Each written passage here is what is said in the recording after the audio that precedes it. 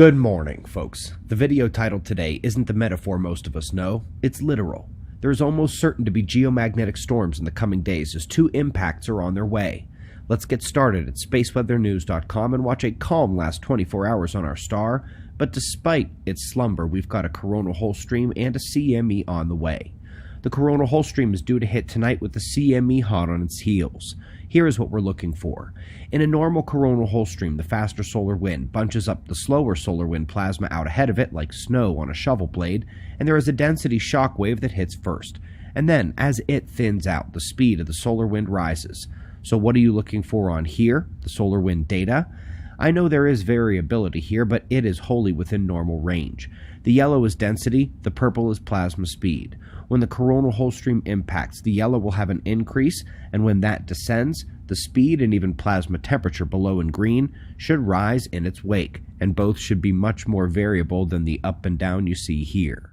The CME coming behind it presents the second punch. It would almost be better geomagnetically if it were to catch up to the coronal hole stream and just combine into a single hit.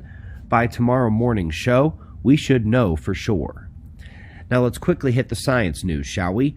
Coral recovery is great news. It's baffling, but a happy surprise for the scientists who stopped short like everyone else finding surprise adaptation and survival where extinction or close to it was predicted by now.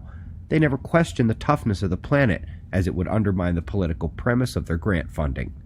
Now, folks, how do you tell when a new science is accepted enough to be in the club and get appropriate theoretical treatment from people who get paid to think? This. Now that pre-earthquake electromagnetic signals are accepted science, the creativity and funding are going to skyrocket. Folks, we jump back to January to find one of the great papers of the year, and one of the last to make it into our 2020 textbook, by the way.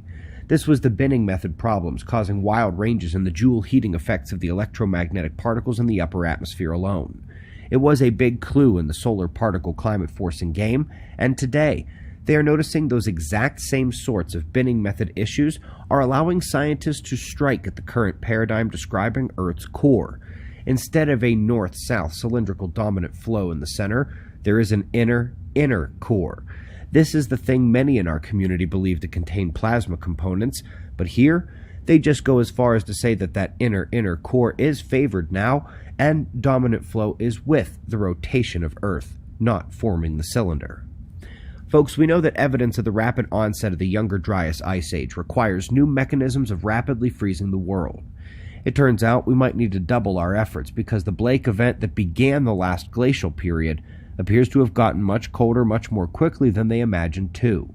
Simple use of sediment told them what was able to grow, and it says the warmer plants were quite restrained. Now we'll come back to that need for a quick freeze in a moment, but first, a new flare has been detected at Proxima Centauri. Now the first thing veteran observers are going to wonder is its power compared to the event at the start of the decade, its first ever superflare outburst. Well, that superflare was 55 times larger than this one here. This one here is noteworthy because it was an optical flare, and they noticed a Type 4 radio burst. But veteran observers had that wonder because of accretion. It changes everything. More confirmation here of its need and triggering power for star formation. We've seen it create galaxies pretty much and activate them. Well, NASA and Keck has seen it technically. When it happens to a star, they outburst. Sometimes it's a more constant flow change and luminosity variation. Other times, it causes a recurrent nova. New observers, Proxima isn't the only star to have a super outburst recently. Did you know there is evidence across all the planets of our solar system of something triggering nearby?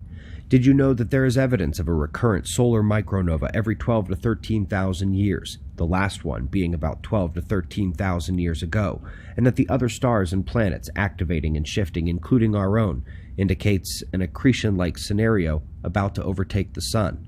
By the way, that rapid freeze I asked you to remember, flares heat, smaller nova, block out the Sun, and dust out the upper atmosphere. I want to thank Dr. Dunning for his kind words which appear on the back cover of our new book. It's called The Next End of the World, The Rebirth of Catastrophism. Unlike our 300-page, 500-citation textbook on solar climate forcing, this one is meant to be read in a day. It is not utterly technical, and it spans the science from deep space and time to the sediment and magnetism and climatology to the myths and religions and other stories of our past. This book comes out in 2021, but you can pre-order it now at otf.sells.com. We actually will be shutting down the store here a few days before Christmas, so if you wanted a textbook, hat, shirt, or our children's books for the holiday, we will be closing end of next week. We greatly appreciate your support. Eyes on the solar wind. We've got your wind maps and shots of our star to close. Subscribe because we'll be back tomorrow to diagnose this space weather right here, but right now it's 5:30 a.m. in the new Valley of the Sun. Eyes open. No fear. Be safe.